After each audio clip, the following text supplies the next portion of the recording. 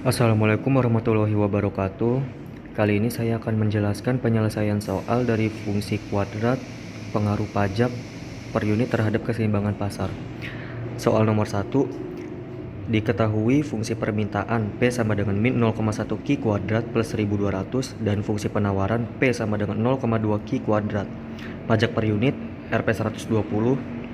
Tentukanlah A keseimbangan pasar sebelum pajak, B keseimbangan pasar setelah pajak, C T, TK, dan TP.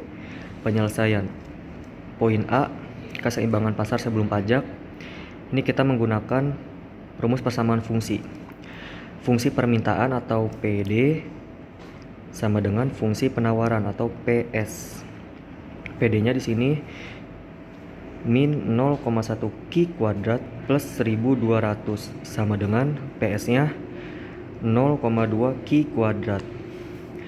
Min 0,1 Q kuadrat, 0,2 Q kuadrat yang ini kita pindahkan ke sisi kiri menjadi min 0,2 Q kuadrat sama dengan plus 1200 ini kita pindahkan ke sisi kanan menjadi min 1200. Min 0,1 Q kuadrat, min 0,2 Q kuadrat menjadi min 0,3 Q kuadrat sama dengan min 1200.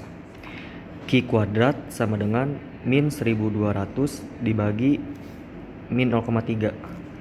Min 0,3. Q kuadrat sama dengan 4000. Q sama dengan akar kuadrat dari 4000 adalah 63,3. Nah, ini nilai dari Q sebelum pajak, atau bisa dibulatkan menjadi 63. Kemudian kita cari nilai P sebelum pajak dengan menggunakan fungsi penawarannya. P sama dengan 0,2 Q kuadrat. P sama dengan 0,2 Q kuadrat. Yang tadi yang bernilai 4000 ini kita masukkan ke sini. 4000. P sama dengan 0,2 dikali 4000, hasilnya 800. Ini nilai dari P sebelum pajak. Kita lanjut ke poin B. Keseimbangan pasar setelah pajak. Ini kita ubah dulu fungsi penawarannya dengan cara ditambahkan dengan pajak per unitnya menjadi seperti ini. P aksen atau penawaran setelah pajak sama dengan 0,2 Q kuadrat ditambah pajak per unitnya 120. Kemudian ini kita masukkan ke dalam persamaan fungsi seperti pada langkah di poin A. P aksen sama dengan PD atau fungsi permintaan. P aksennya 0,2 Q kuadrat plus 120 sama dengan PD-nya atau fungsi permintaannya min 0,1 Q kuadrat plus 1200. 0,2 Q kuadrat min 0,1 Q kuadrat ini dipindahkan ke sisi kiri menjadi 0,1 Q kuadrat sama dengan 1200 plus 120 ini kita pindahkan ke sisi kanan menjadi min 120. 0,2 Q kuadrat plus 0,1 Q kuadrat menjadi 0,3 Q kuadrat sama dengan 1200 dikurang 120, 1080. Q kuadrat sama dengan 1080 dibagi 0,3. Q kuadrat sama dengan 3600. Q sama dengan akar kuadrat dari 3600 adalah 60. Maaf, ini bukan Q tapi Q aksen atau Q setelah pajak. Nilainya adalah 60. Kemudian kita cari nilai P setelah pajak atau P aksen. P aksen sama dengan 0,2 Q kuadrat plus 120. P aksen sama dengan 0,2 Q kuadrat yang 3600 ini kita masukkan ke sini. 3600 plus 120. P aksen sama dengan 840. Ini nilai dari P setelah pajak atau P aksennya. Setelah itu lanjut ke poin C atau langkah terakhir.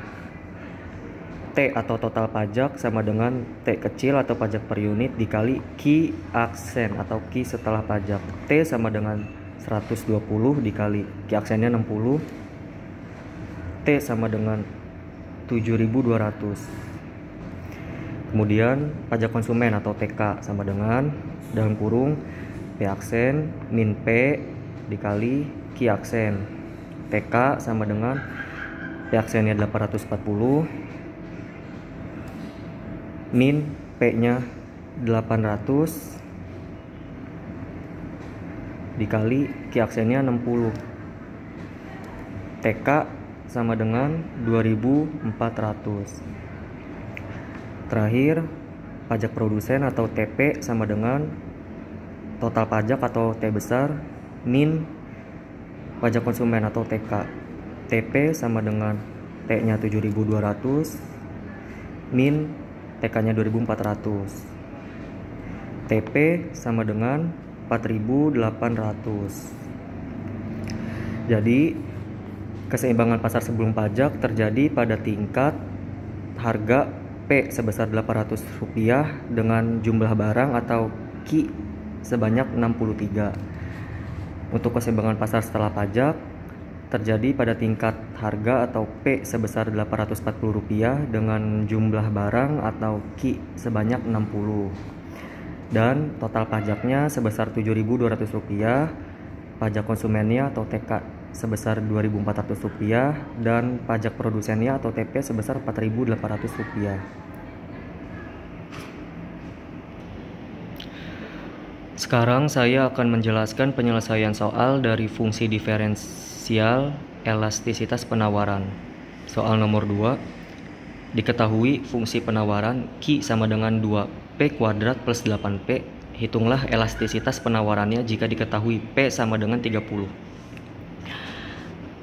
Langkah pertama, kita harus menurunkan fungsi penawaran yang ini terlebih dahulu. Q sama dengan 2P kuadrat plus 8P. Turunannya adalah seperti ini. Pangkat 2 ini kita kalikan dengan angka 2, angka yang ada di depan P-nya ini, menjadi 4. Kemudian pangkat 2 ini kita kurangkan 1 menjadi 1, berarti P pangkat 1, maka P saja ditulis. Kemudian yang 8P ini artinya 8P pangkat 1, maka pangkat 1-nya kita kalikan dengan angka 8 menjadi 8, dan pangkat 1-nya kita kurangkan 1 menjadi 0. Itu berarti P-nya habis, ditulis 8 saja. Nah, inilah bentuk turunannya, 4P plus 8. Selanjutnya kita mencari nilai Q. Di soal diketahui P-nya itu sebesar 30, maka P30 ini kita masukkan saja ke dalam fungsi penawaran Q yang ini, menjadi Q sama dengan 2 dikali 30 pangkat 2 atau 30 kuadrat plus 8 dikali 30. Q sama dengan 2040. Setelah itu barulah kita mencari nilai elastisitas penawarannya, atau disingkat dengan ES, sama dengan DQ per DP. Ini artinya turunan dari fungsi penawaran yang ini, dikali dalam kurung P per Q. Ini tinggal kita masukkan saja angka-angkanya. ES sama dengan DQ per DP nya kan yang ini, 4P per plus 8, ini dalam kurung, dikali P nya 30 per Q nya 2040. ES sama dengan 4, karena P nya 30 kita masukkan di sini 30 plus 8 dikali 30 dibagi 2040 hasilnya 0,015. ES sama dengan ini hasilnya 128 dikali 0,015. ES sama dengan 1,92. Nah, ini nilai elastisitasnya. Artinya pada tingkat harga atau P30, jika terjadi kenaikan harga sebesar 1%, maka akan menyebabkan peningkatan jumlah barang atau Q yang ditawarkan sebesar ini 1,92%. Nah,